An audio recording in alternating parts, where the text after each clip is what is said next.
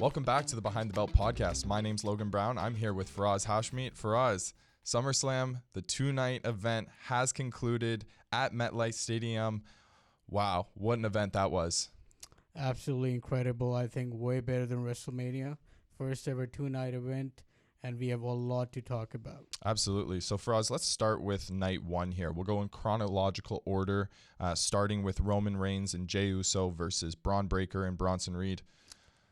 Man, return of the Tribal Chief to the ring after WrestleMania. Yeah. It's been a while, and he looked good, man. Absolutely. He looked really good. That suicide dive outside the ring. I have one thing to say about this match. I don't know if you agree with me or not. I think Roman was trying to portray Jey Uso as the main character. Yeah, I agree. I think he was trying to give all the spotlight to Jey Uso, maybe passing of the torch. We don't know how much Roman has left in him. We've heard a lot about him not being here in the next 5 years, maybe a year or two more. So, yeah, man. I mean, that match was a good match. Roman and Jey won the match. The crowd was behind them. But I feel like it was a different Roman Reigns that I saw in that match. I totally agree. Yeah, no, I totally agree. I think a key indicator of that was when, it first starts and they throw both Braun Breaker and Bronson Reed out of the ring, and Roman kind of looks at the camera, looks at Jey, and he goes, run it back. Run it back, and I think that's a clear indication of how the WWE is trying to build Jey Uso. And when you take somebody like Roman Reigns and pair him with Jey Uso, and they do the little stuff like that, he's doing his music, he's doing the run it back, it's like you said, it's really building Jey. I think putting him over even more than he is right now. Once you get that Roman stamp of approval, you feel like you've made it. And Roman's a team player, man. I mean, he's been a big name for the last 5, 6, 7 years, and main eventing consistently, and now giving that main event spot to CM Punk and Gunther and taking the opening match. I think you got to be a team player for that, and I give that to Roman. Yeah, do you think that it was a little odd, this match opening SummerSlam? Night one, first match. Do you think it was a match that kind of set the tone, or... what are your thoughts? I think you put your biggest stars either in the opening match or the closing match. Sure. Because CM Punk and Gunther was a title fight, and CM Punk is a bigger star than Jey Uso. We saw Jey Uso and Gunther opening at WrestleMania, but Punk has a main event. So I think Roman opening wasn't bad. I think crowd is fresh, they're loud, and giving them Roman Reigns up front is a treat. Yeah, what did you think of the results of that match? I think it was fair. I predicted Roman Reigns and Jey Uso to win. Mm-hmm. We did see a glimpse of Braun Breaker shining in that match. Yeah, he looked really good, like always. I still believe you'll see Roman Reigns and Braun Breaker down the line 1-on-1 at some point. But I feel like it was a good, decent match. Not like really good, but like not a bad match. I enjoyed that match. Yeah, and we also saw a debut of the Tribal Thief and the Shula Fala. Shula Fala, man. Bronson Reed. At first, I hated that. But I think now I just find it funny. Like, it's just such a silly thing.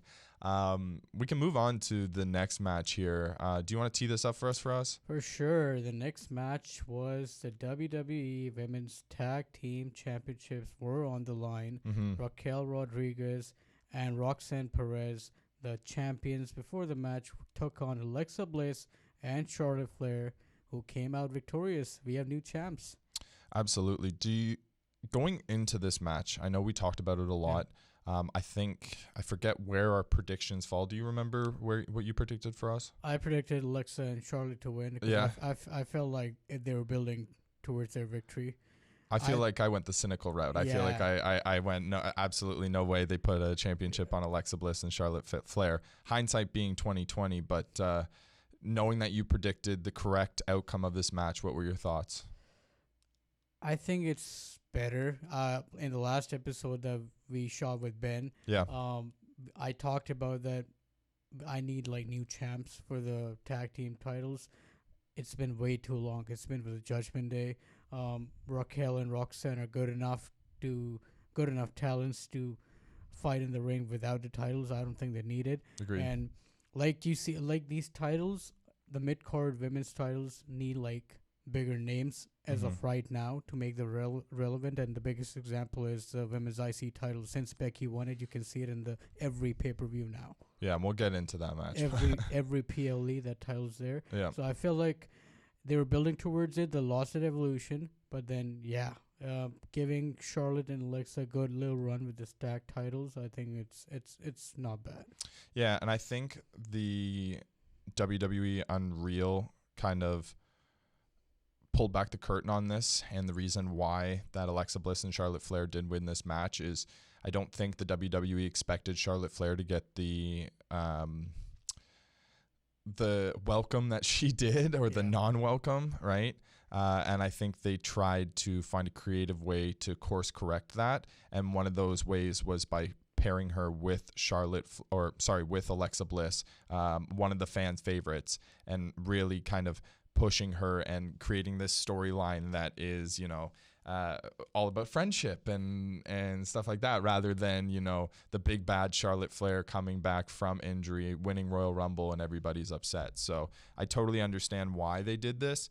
And like I said, hindsight 2020, it makes a lot of sense. How long they hold the championship, I'm not too sure.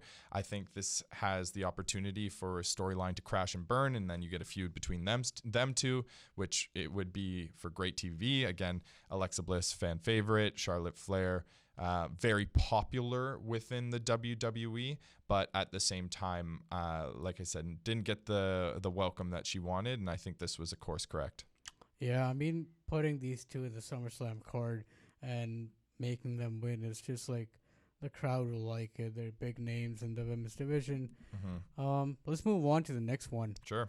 A controversial match. Very controversial. Sami Zayn versus Karrion Kross, who is a current crowd favorite as well.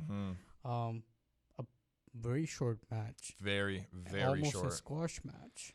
Yeah, I mean, I wouldn't put it that far, but I can get behind a poorly that. booked match. A poorly booked match for sure, or calculated.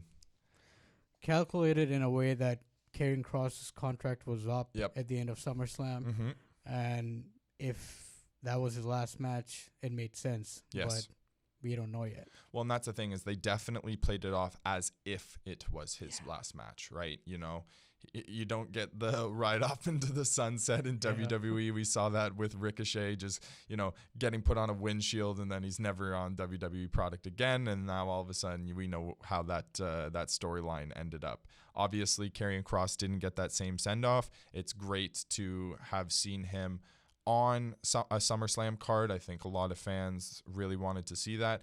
But when you pair that together with the fact that, he just totally did not get the time that he deserved, I think that that left a sour taste in a lot of fans' mouth. Anthony, who we've had on the podcast before, is a huge Karrion Kross fan, and he is not happy.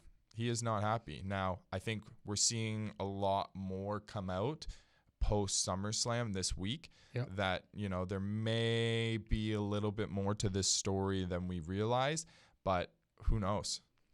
Who knows? I mean, we've seen Paul Heyman come out on Ariel Helwani's show and talk nice things about Karrion Kross, which kind of confused the fans now, because the way he was booked at SummerSlam seemed like his last match, but the way Paul Heyman talked about him, who was a big part of WWE creatives and production, makes us think he might not be gone, and he might renew his contract. Now, they might renew his contract.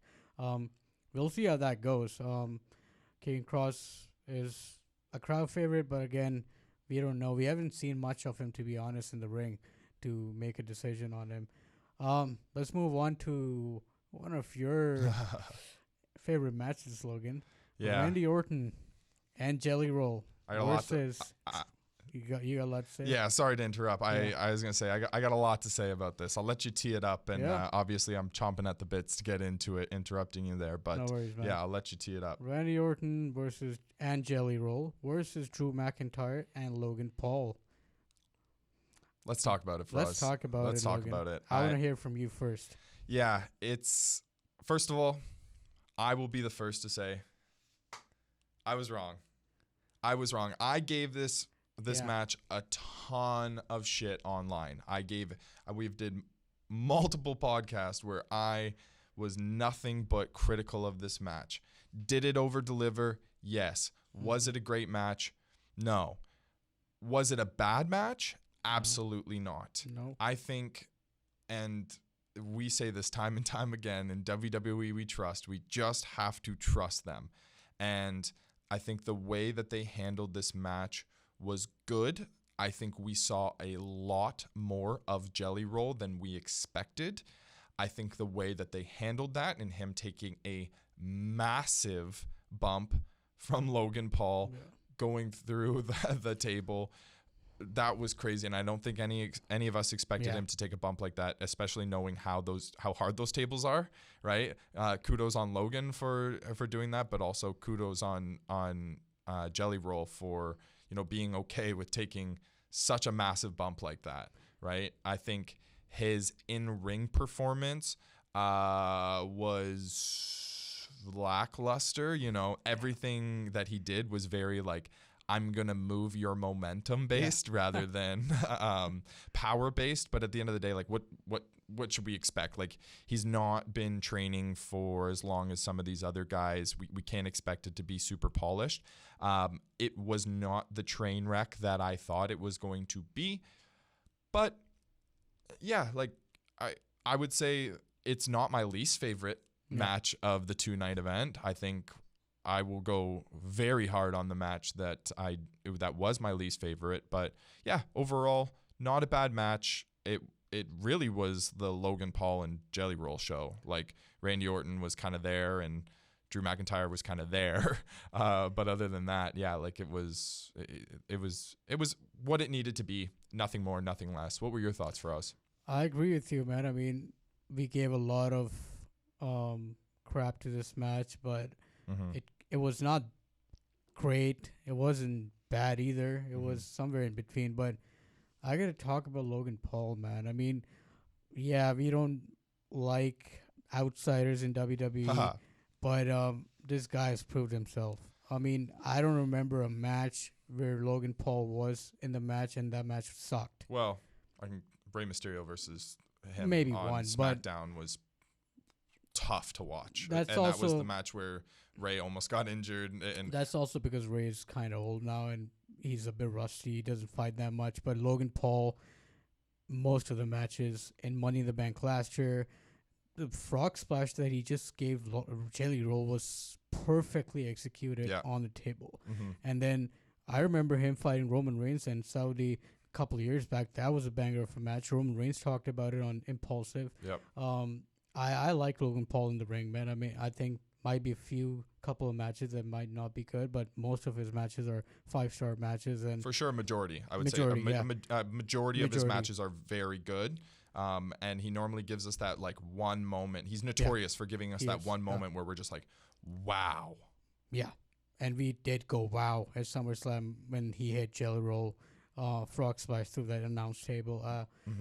I agree with you. It was mostly a Logan Paul and Jelly Roll show. Drew McIntyre and Randy Orton were like a little on the backseat. Yeah. But yeah, I kind of agree with everything you said. I don't have much to say on this. A decent match.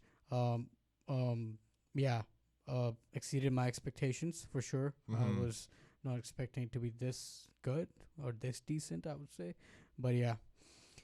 Moving on. I love being wrong, Faraz. I love being wrong. I love being critical and then just like being so wrong. I think that it's part of what makes WWE so much fun to consume, right? Like having our thoughts, having our opinions, and then just feeling so strongly either which way. And pivoting to feeling strongly, we're going to get to this main event here. I think we both feel very strongly about the match, how this match ended, and then also after the end of the match. This match, Gunther, CM Punk, was everything that we wanted at WrestleMania that we never got, and we got it at SummerSlam. You could not be more right, for us. You could not be more right. I think the highlight of the year and maybe the highlight of SummerSlam was this match. And the way it ended. I got goosebumps. You're just talking about it, man. It's crazy. Let's talk about the match first. Mm-hmm. I'll give my opinions. I feel like a proper old school wrestling match that I haven't seen in a while. Gunther gave us some good matches in the past, but this one, even CM Punk was almost like in his late 40s. Mm-hmm. What a match, man. Oh, man. What a match. It was, like, kudos to CM Punk, man. Like, I feel like if I was that age, like, I would not be doing the things that he's doing. He moves still really well. You know, when he does the go to sleep, it's funny because it does look like there's that little bit of struggle, but he continues to get it off, and it's just great. Like, he's one of those guys who knows his body and he knows how to maximize every little bit of it. Like, when that match is done, you're not like, oh man, I think CM Punk had more. Like, he gives it his all. He puts it, every bit of his effort goes into those matches, and it shows. And when you're paired with a dance partner like Gunther, who is also known for just having 5-star match after 5-star match, it's one of the things that I heard once is a lot of what happens in wrestling is what happens outside of the ring. And I thought about that a lot, and my kind of add to that is, but also when the in-ring product is good, like, it could not be better. Like, wrestling could not be better than when the storyline's good, the in-ring performances are good, the mic performances are good, and that's exactly what you got with Gunther and CM Punk. The match was phenomenal. It was Chop City. It was just great. I mean, we can sit here and say all the buzzwords. It was great. It was phenomenal. It was spectacular. But it was just, it was a magical moment topped by an even more magical moment. Let's talk about how the match ended. CM Punk pinned Gunther in the middle of the ring. 1, 2, 3. After two GTSs, was it? Two GTSs, yes, for sure. Won the world title after, who knows? The world the world heavyweight championship. World heavyweight championship after decades. And did that not bring all the nostalgia back, right? Like, just like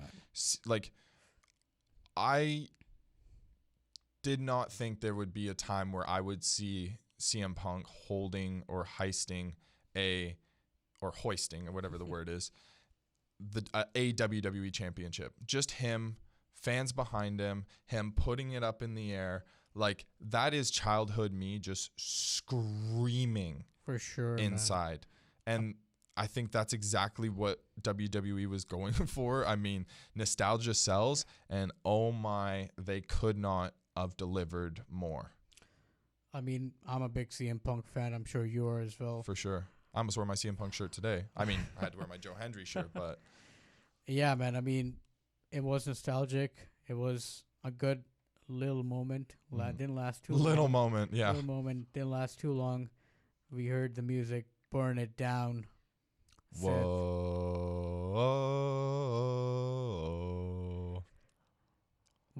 In walks Seth Rollins with the crutches. Yep. With Paul Heyman holding the briefcase. Mm-hmm.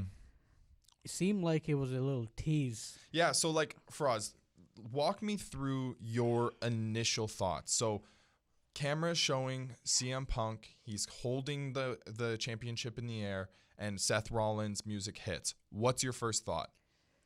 My first thoughts were exactly what they showed.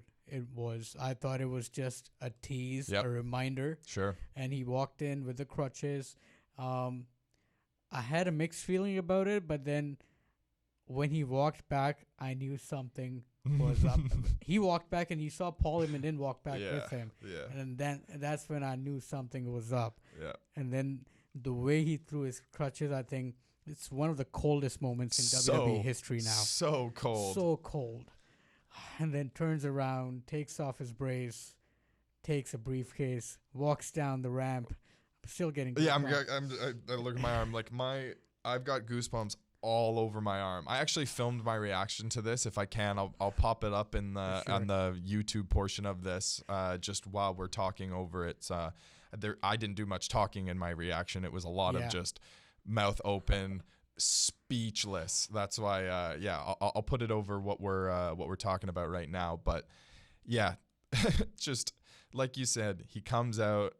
It's the first thing you think of is just like, remember, like, I'm still here, and us as fans, we're going, yeah, oh man, like, that's so cool.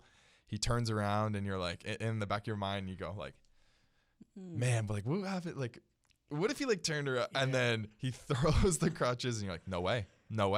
He turns around, he kind of walks, he starts taking off the brace and you're like, no way, dude. Absolutely no way. Yeah. And then he starts sprinting to the freaking ring, dude. He beats up CM Punk with the briefcase. Previous to that, he grabs that referee. He's like, come on. And they put a beating on him. They did.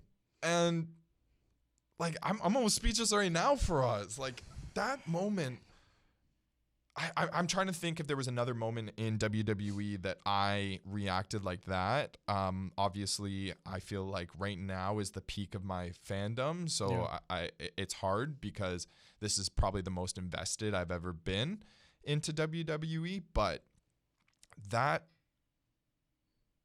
was, when we say magical moments, when we think of all-time moments, that will go down with, like, for sure, maybe even CM Punk's return. I think that maybe that would be the biggest comparison, is just like, Randy's back that night. There's no reason for them to do that. It does somewhat overshadow Randy Orton's return at Survivor Series, and they do that. His music hits, like, but this was a ruse. Like, this, like, I want to start off by saying that I was very, very, very critical of the Saturday night's main event. Yeah. And when this kind of story started with Seth getting injured, I'll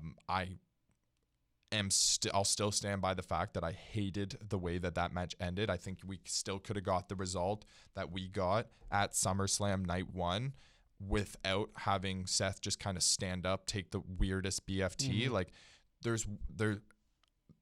but that's kind of my only gripe, is like, I just didn't like that very, very, very specific moment. But at the end of the day, if that's my only gripe, cinema for us, cinema. Absolute cinema. I think a lot of credit goes to Triple H and the creatives for pulling this off one more time, fooling the fans, making fans talk about, is it a work, is it not? Because we talked about it in one of our podcasts as well. Will it happen? Yeah. And it happened. Yeah, and it's funny because I did make a prediction that was similar, but not like I'm not going to say here and say I predicted it, right? Like, I said that it would be funny if Seth Rollins was still injured and his henchmen just like kept the belt on him because you can't lose it by disqualification, right? That would be an interesting storyline. But I think what we got was a million times better. And I think we're so lucky that we live in this time where they can, I just keep hearing it. It's new kayfabe where anything is on the table for us, even stuff that they would have never have done before. Like, they could have put stuff in WWE Unreal that was fake that is going to apply to a storyline. Stuff that, again, they would never even pull back the curtain before to do WWE Unreal. And now look at this, right? They are playing this storyline off as if Seth Rollins held all of the information back. I think that's amazing. I think, the WWE being mad at Seth Rollins for him pulling off the heist of the century. Like I said, cinema for us. It does not get better than this. For sure, man. From heist of the century in 2015 to ruse of the century in 2025. Seth Rollins is a real architect, man. He's the visionary. He's the revolutionary.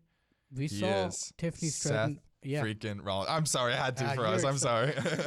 I was gonna say we heard Tiffany Stratton on Logan Paul's podcast saying that he was limping backstage. Yeah, shows how good he is with his character, man. He had no business overselling like that, but it's what made moments like this so special. Like literally the fact that the whole time we are talking about this, Faraz, I have goosebumps. It like Same.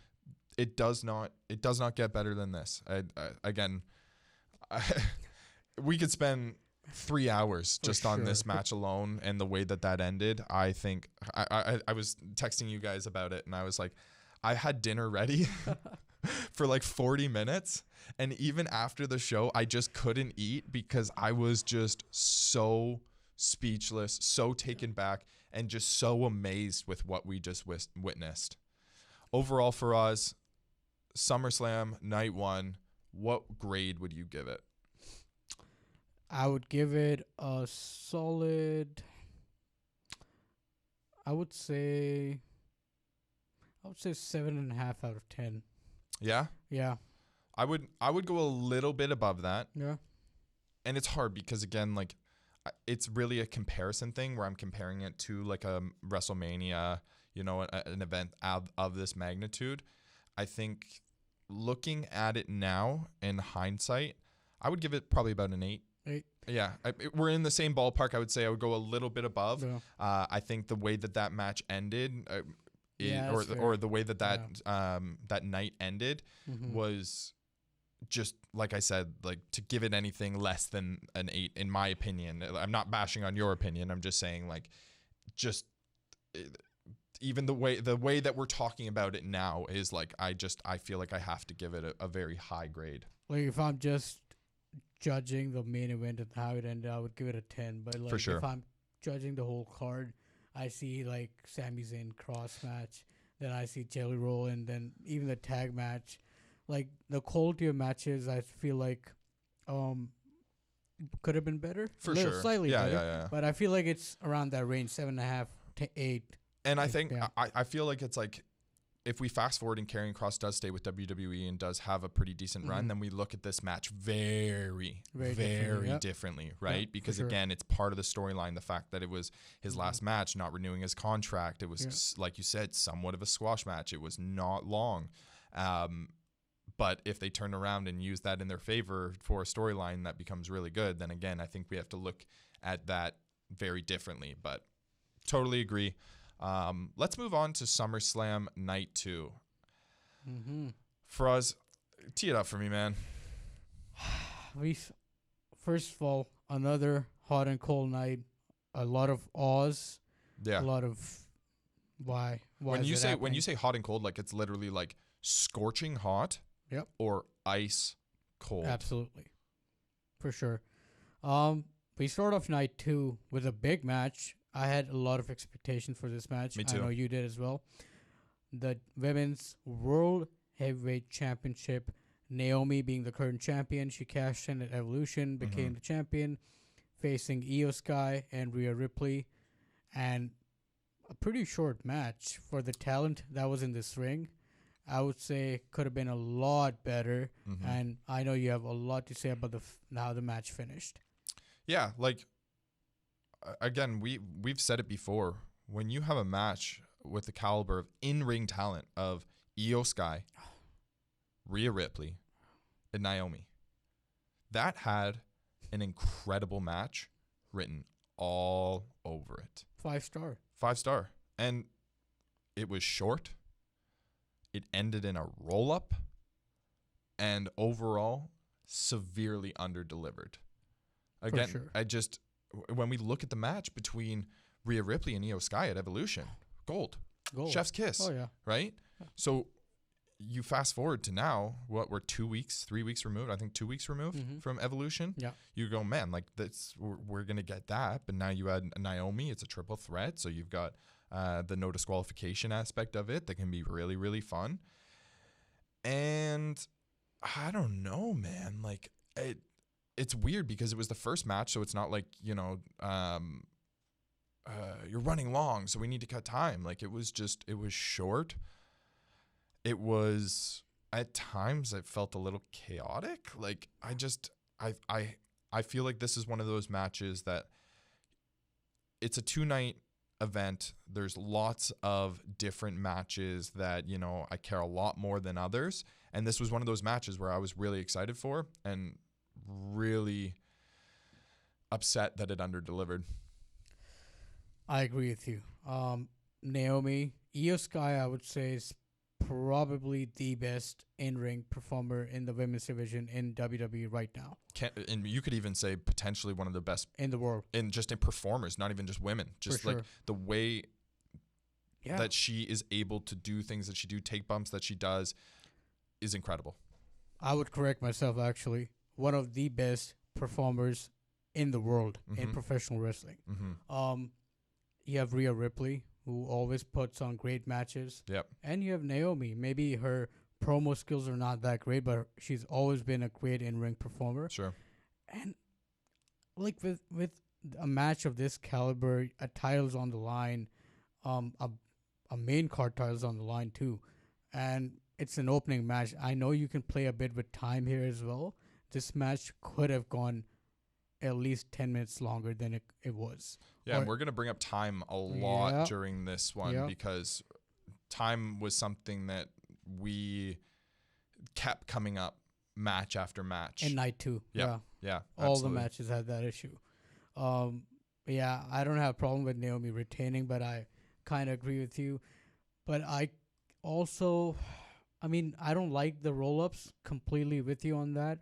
But the reason WWE does this is because Io Sky and Rhea Ripley are both like such top-tier talents. They just don't want them to take a clean pin. For sure. But at SummerSlam, you can't really do a roll-up victory. I'm with you on that. I don't mind Naomi retaining the title. Oh, I think we all saw that coming. Oh, yeah. You don't have her cash in the Money in the Bank briefcase at Evolution and then have her drop the title to one of the two that had held the title. The title's been bouncing back and forth between for the last like half year. This had Naomi winning and retaining all over it. For sure. Let's move on to the next match, and one of my favorite matches. I predicted this in our last podcast too, episode 4. Go check it out on our YouTube and Spotify. The TLC match for the WWE Tag Team titles, which are on SmackDown.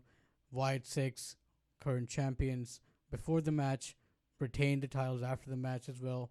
Faced Fraxium, Street Profits, DIY, Andrade and Phoenix, and Motor City Machine Guns. Logan, I know you were skeptical about this match, but I want to know your reactions to it, man. Yeah, so first things first, talk about another match that needed more time. For sure. I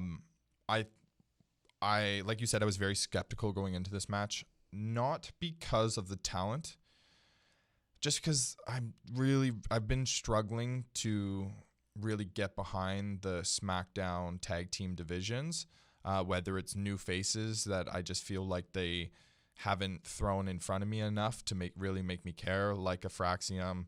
I think for me personally, you can make that argument with Machine Gun, Motor City's Machine Guns. Yeah, exactly, right? So I know them so, and I barely know them that I can't even say their names. To be fair, like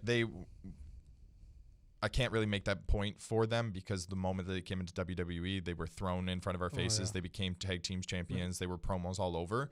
But again, it felt like at that time, Street Profits were kind of on the back burner, and now's kind of that time where all of these tag teams are thriving all at once. And that's what made this match, I think, over-deliver in my opinion, even though that they did not have enough time for this match. And that really upset me. This was a match that started off hot, was hot throughout the entire match, and relatively ended pretty hot. Like, we saw some insane bumps, we saw some different involvements, and just storylines that like really felt kind of rushed. Like, who was a young lady that came in took that ladder bump? That is Johnny Gargano's wife. Yes. Nikki, something. Let me look it up. While you're looking it up, Candice LeRae. Candice LeRae, exactly. So, her taking that bump was amazing. Even that spot was kind of weird. It felt kind of chaotic. Landed her on her knee. Exactly. That looked, we saw people running in and helping her off after. Hopefully she's okay. That was one of those moments that from the match we'll remember. And when you get hurt in those spots, it really sucks. But the 4 camera tables. Table spot. Yeah, the table spot was so sick. And like, can we talk about the last one there? A guy with the size of Angelo Dawkins taking a Spanish Superfly on 2 tables. Yep. I mean, that was the best spot of that match, I think. Incredible, right? And the build up to that was even better because you had the three table spots right before that, and you go, okay, that 1, okay, 2, it's getting better. 3 is okay, cool, and then you're like, oh, they're actually gonna do a 4th. What are they? And then they do that. You're like, man, it was incredible. It was a really good match that I think deserved a lot more time. And there was a certain match in this event that got way too much time. And I think that was a big, big mistake on WWE's end because, like I said, these first 2 matches deserved a lot more time. They had a ton of amazing in-ring talent, and it was wasted in this next match. And talking about that next match, it was for the women's IC title. Becky Lynch versus Lyra Valkyria. 25 minutes. What are we doing? 25 minutes long. What are we doing? It is SummerSlam night 2. Yeah. Triple H, the night before, said, he said something along the lines of like, just you wait, or you're not ready, or something, like basically saying that night 2 is going to be bigger than night 1. And then the moment that this match ended, I was like, you're wrong, Triple H. There is no way, because that match sucked all the life out of the arena and at me at home. I mean, I was doing a 4-hour live stream, and during this, I was just rocking back and forth in my chair. I think I said, what are we doing, like a million times. Let's get right into it, Faraz. I'm probably gonna rant for a while on it, so I want to get your thoughts first. Okay. My thoughts are exactly what you just said. A very long match. I would have instantly cut 10 minutes from this match and given 5 minutes each to the first 2 matches. Yep. And this card would have been a lot better if that happened. Mm-hmm. It's just disappointing seeing Becky and Lyra, 2 really good in-ring talents. Becky, a vet in this company, for working in this company for well over a decade now. Lyra is new but proven herself in the last 5-6 months or so. And they fought before. It's not like it was the first time they fought. It just felt like the match was so weird, man. I mean, it was rust. They felt like rusty. There was rustiness for both of them. Mm-hmm. There were bad spots. Really bad spots. Really bad spots. There were botches all over.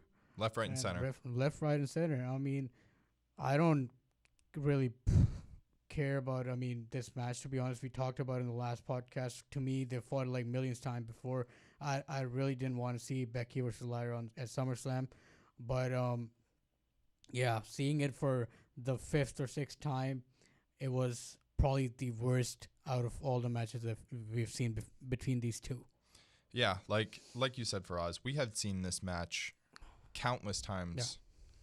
Yeah. And the fact that it under-delivered, like, not even under-delivered, it was bad. It was bad. I saw people online praising this match. I'm like, y'all are crazy. Like, y'all watch that match with blindfolds on. I mean, if it wasn't just like a bad botch, like just if it wasn't any of those things, like I maybe might not be as upset about it. But the fact that we had seen it so many times and the match went so poorly is just like, it was just a disaster. Like I said, it sucked the life out of the arena. It sucked the life out of people at home. I want to get into a couple very specific things and kind of my thoughts on why it happened. I don't place the blame on this on Becky. I think Lyra really struggled to adapt in this match, and that's where you saw a lot of the clunkiness. There is a very specific point where Lyra is zip-tied, and those zip ties, and her hand comes out. Now, first things first, cameraman, We are so good in WWE at panning away when things happen. Why did we keep the camera on this spot for 10 seconds while she struggled, while we watched her, Becky, and the referee try to sort this out? Yep. Hey, your hand's out. We all saw it. We saw it for like 10 seconds. There's no going back. What does she do? She like rolls over, like frantic, like twists her hands, and then like all of a sudden her hands are back in. No. Stand up, play it off, and adapt. Yeah. And I've heard somebody talk about this. I think I sent you the video, and it refers to these new wrestlers coming up not being able to adapt and only being able to do what they were told ahead of time or what the ref is communicating with them. And the one beautiful thing about wrestling is the fact that it is a dance. If something happens, you have to know how to adapt. Yeah. And if we as fans see your hands come out of those zip ties for an extended period of time, at that point, there is no going back. And when you try and put the toothpaste back in the tube, it's going to get messy. And that's exactly what happened. From that point on, this match was a botch fest. It was clunky. And it was two wrestlers who didn't know what to do. Again, I don't place as much blame on Becky, but I think she was trying to also adapt. And with Lyra kind of just freaking out, it was like, oh shit, I need to kind of just do whatever she does. I need to follow her lead, because however, if she reacts as if the hand or the zip ties didn't come off, then I need to go with that. If she reacts that she did, then I need to go with that. We also saw a spot where Lyra picked up Becky and Becky went the wrong way, and Lyra like landed on her hands and it just looked painful. They had, I think it was 2 chairs set up behind. She was supposed to throw her into the chairs, but instead she dropped her forward. Again, just another weird. These two girls are better than that. Way better. They are so much better than that. And because of that, this shouldn't have happened. I wonder if because of the mess ups, they potentially went long. I don't think that's the case. I don't really see how there's a world where it's like, my hands came out of the zip ties. We're going to get an extra 10 minutes in this match. But overall, man, this one, like, obviously, I still have a sour taste in my mouth on this one. I think this is one that they look at and they play to the locker room and they say, not to put these two girls on blast, but this is a prime example of when things go bad, how do we adapt? And they need to do better at teaching their talent how to do that. You think it was the worst match of the year? I mean, it's hard because there's recency bias there, but I definitely don't think. So far. Yeah, like, I mean, prior, I maybe would have made the argument like the Seth Rollins versus LA Knight at Saturday Night Main Event, just because of the way that it ended. But also, I wasn't like punching the screen during that match. It was just the way that ended. Well, like that was on purpose as well. Exactly, right? And that's what I'm saying. It's like prior, I probably would have said that. Now knowing all the information that I know, I would probably say so. Yeah, like it was just like almost comical at a certain point. I don't watch WWE wrestling, like the wrestling aspect, to just laugh at how bad it is. If I wanted to do that, shots fired, I'd watch Fork City AEW, you know? Shade. That was shade. Shade there. Shade there. The exact same thoughts, Logan, I have for the next match. Really? We're going to talk about. Yeah. Because I was really hyped up for this match. I talked about it in the podcast prior. I think WWE just messed up this match big time. Yeah. This was a match that could have stole night 2, had all the in-ring talent to do so, all the star power to do so, and a steel cage match. Yeah. How do you mess it up? I'm talking about U.S. Championship match between Solo Sikoa and Jacob Fatu. Another match poorly booked in terms of time, a short match. Yep. Steel cage matches are not this short. First of all, you have a guy like Jacob Fatu, who is, for his size, super athletic. Guy can moonsault from anywhere. Anywhere. Yeah. And he does it like after the match. Yeah. Like, first of all, I had predicted that there will be some surprises in this match. I don't know, WWE couldn't pull it off, but even then, the match in itself could have been a lot better. No interference during the match from Tala Tonga or Tongaloa or JC Mateo. We saw it after the match. Or like towards the end of the match. Towards the end, and then Jacob lost, and then you saw Tongaloa and JC Mateo in the cage while Solo and Tala Tonga were out of the cage, and then Jacob just put on a beating on them and did the whole moonsault after the match. Yeah, it was like, okay, we're going to get Solo to retain, but we're still going to put over Jacob at the end. We're not going to give you too much time. It's going to be a little weird, but it's all going to be fine. Don't worry. I want to know your thoughts about it, because for me, it would have been so much better, but it sucked. I would say so disappointed with how WWE booked this match. Yeah, I mean, it continues to kind of go with the theme of the night. The matches went short. The matches that should have gone longer went short, and the matches that should have gone shorter went long. You're totally right. Like I said, it just felt like Solo Sikoa needed to retain. They're going to continue that storyline, and then Jacob Fatu is going to get his licks in afterwards. And he did that incredible moonsault off the top of the cage. I called that like off the rip. I'm like, you don't have a cage and have Jacob Fatu not moonsault off the top. You saw him crawl to the top of the three ropes there, and then look up and be like, I'm going off. It's like, yeah, we knew that. But yeah, like the match ended weird. Like the Fatu getting his head slammed in. At first thought, I was like, they both got their head slammed there, but only Solo, only Fatu reacted, and then Solo just kind of falls out of the ring to win. Fine, not the worst. Like I don't feel like I disliked it as much as you disliked it. But I agree with a lot of the things that you were saying about this match. It just didn't really have the je ne sais quoi, or I don't even know if that's the right thing to say there, but you get what I mean. Yeah. That I think this match deserved. Yeah, it could have been a 4 to 5 star match, but it was just bad. Moving on to the final showdown. The last match of SummerSlam 2025. The last ever undisputed WWE Championship match. Ooh. Well, just because they changed the belt name, but they did? Yeah, it's not called I think they just they recently mentioned that it's going to be called the WWE Championship. They've dropped the undisputed, so that means technically John Cena is the last ever undisputed WWE champion. John Cena versus Cody Rhodes. Yep. SummerSlam Night 2 main event.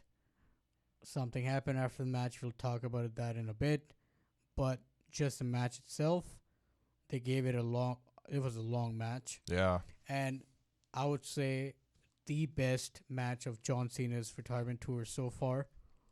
He gave it his all in this match. Yeah, I think that's not even a debate for us. You're 100% right. This was by far the best match that John Cena has had since returning to the WWE, since his announcement at WrestleMania, or not WrestleMania, Money in the Bank here in Toronto, right? Obviously, he didn't wrestle there, but incredible match. Like, I think there was a lot of speculation going into this match. Is it going to be a double turn? I think the John Cena's entrance coming out where it was the blacked out and then transitioning into the old with all the color and everything was spectacular. It shows that, the WWE is kind of correcting this course that I think they and John Cena realized wasn't working the way that they wanted it to work.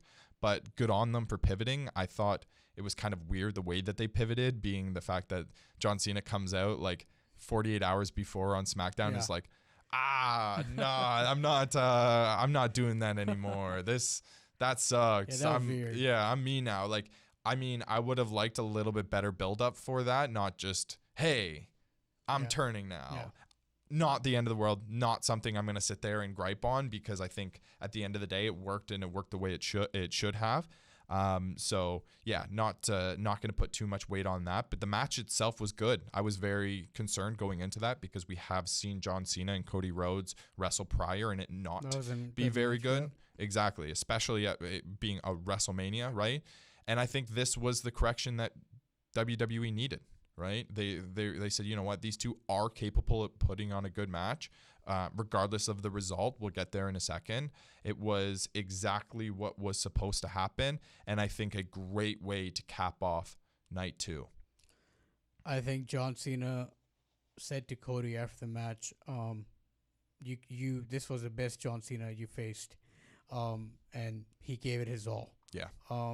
He delivered 8 AAs in that match. Incredible. And the one, him picking Cody up and coming up the stage was so cold. Cinema. That was what the kids would say, aura farming. Aura farming, yeah. It was that was a great spot, and the fact that it was a street fight, like, yeah. They did the walking through the crowd, hitting each other with whatever they could find. Cena took a lot more bumps in this match than I expected. Some hard bumps where I was very surprised. But hey, man, good on him. Like that's him coming back and saying, like, if I'm gonna be back, I am back. Yeah. I'm not doing this half-assed. I'm doing this full in, and I think that's exactly what a street fight, the street fight between him and Cody Rhodes showed. Logan, you want to do the honors and talk about the ending of this match and SummerSlam? I would love to for us. Yeah. So the match ends. Cody wins. His music hits. John stays in the ring, and he gets the flowers that he deserves after a match like that, right? The crowd's chanting. It's our first real moment of embracing John Cena as the full babyface again since he's been back. Other than, like the before he turned, but the post since everything. Elimination Chamber. Exactly. I thought they did a really good job at dragging this out to the point where I was like, what is happening? Like, what is happening? Like, they're going to do something, but then it kept going, and I'm like, I don't think they're going to do anything. And then his music hits. Brock Lesnar is back. The Beast incarnate. Yep. The man who was named but shall not be named. On TKO's blacklist. Yep. It was very surprising. I mean, there was a lot of speculation. Yeah. I think even leading up to like Saturday night's main event, like even other PLEs before that, there has been a lot of talk for a period of time of Brock returning. So much so that people had spotted him outside the PI. Is that what the performance where they practice? PC. Yeah. PI is UFC's Performance Institute, so yeah. I just immediately defaulted to my UFC knowledge. So he was spotted outside of there again, reportedly, but who knows? Like, the internet's a crazy place. Mm-hmm. Like, we hear random things all the time. Like, we'll see Hulk Hogan comes back for one last match. Like, it's just like, what are we doing here?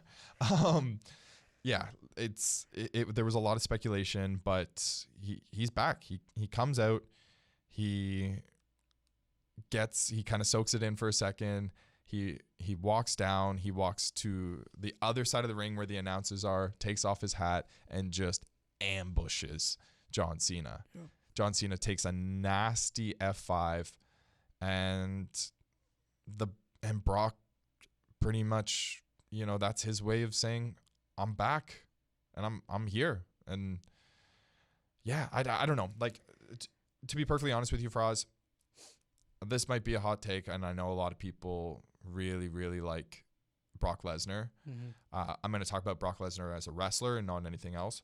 I don't really like the way that he wrestles. Yeah. I think he just throws people around. I think a key indication of that were those 3 matches at the 3 PLEs that he had with Cody, where he's just tossing Cody Rhodes around. One of them was just not even close. The second one, Cody wins because I think he cut open Brock and then the third one was a little bit more even on both sides. But again, like, the way that Brock wrestles is just, I'm gonna hurt you. I'm gonna continue to hurt you. And I think one of the magical things about WWE is taking these bumps that are like, okay, like, yeah, like he got super kicked, right? Like it's like you didn't get kicked in the face, right? But when you're getting thrown off somebody's shoulders and just like at like above 6 feet because he's throwing you in the air and he just does that repeatedly, like you're gonna get hurt, right? Yeah. And I think every single wrestler who's openly talked about wrestling with Brock says it is difficult. It's not bad. Yeah. It's not like they don't enjoy doing it, but it is a lot more difficult than wrestling some other wrestlers. And sorry, Faraz, I'll get into your thoughts in just a second here, but I do want to get into the legal side of it. Obviously, a company that has public investors and has a public image that they need to maintain would not make this move if they felt that it was the right time and it was okay to do so. But at the end of the day, there is still a pending legal case. Yep. He has not been fully cleared. Mm-hmm. I know the WWE says their legal team has cleared him. Great. But those words are very specific. Their legal team has cleared him. It doesn't mean that he is completely cleared. He is still named in this case with some very, very, I'll say it one more time, very disturbing things being said about him and about Vince McMahon. Yep. And again, I think the WWE would move along with something like this if they did not feel confident? No. But there's not a zero chance, right? There's not a zero chance that something really terrible comes of this, and that scares me. I mean, his music hits on night 2 after the match. The crowd does go loud. It was shocking. It was a reaction that was full of shock. Maybe a lot of people didn't expect him to come, but there were a lot of rumors of him returning at SummerSlam. My initial thoughts are just as yours. WWE doesn't really need him back, but from what I've gathered online from social media, it's apparently been rumored that John Cena wanted him back in his last run. And I feel like, I don't know if you remember the SummerSlam match where John Cena took 16 German suplexes. Yeah. And how can you forget? A lot of wrestling fans and WWE fans and John Cena fans didn't like it. It made Cena, who is one of the all-time greats, look like a joke. Sure. In front of someone who's a part-timer, who is not as committed as other people in the company. And I agree. I mean, the only stint of Brock Lesnar that I enjoyed in WWE was when he came back as a babyface and when he was beefing with Bobby Lashley and Roman Reigns. Sure. That was one part that I enjoyed because he was cutting promos by himself and not having Paul Heyman talk for him. And that was kind of entertaining side of him, to be honest. And yeah, one person who can talk about Brock Lesnar and him being how he is in the ring is Roman Reigns. Absolutely. Has fought him like 5-6 times. And Roman Reigns talked about him on Impulsive with Logan Paul, that it's not fun. Nope. He hits you on your head, and it's hard. Yep. You're not going to leave that match feeling as good as you did going into it. Yeah. And I feel like that's the case for a lot of matches, but is especially the case for Brock Lesnar. Yeah. And you've covered most of it. All I'm going to say is him and Cena, if it happens in Clash in Paris, I just want to see a complete squash match where Cena just goes on, and it's kind of like a redemption of what he did to Cena at SummerSlam. Sure. In, I don't know, 2016, that was the year. Cena just goes up there and just messes him up, cuts him open, like 5-6 AAs, whatever. I don't care.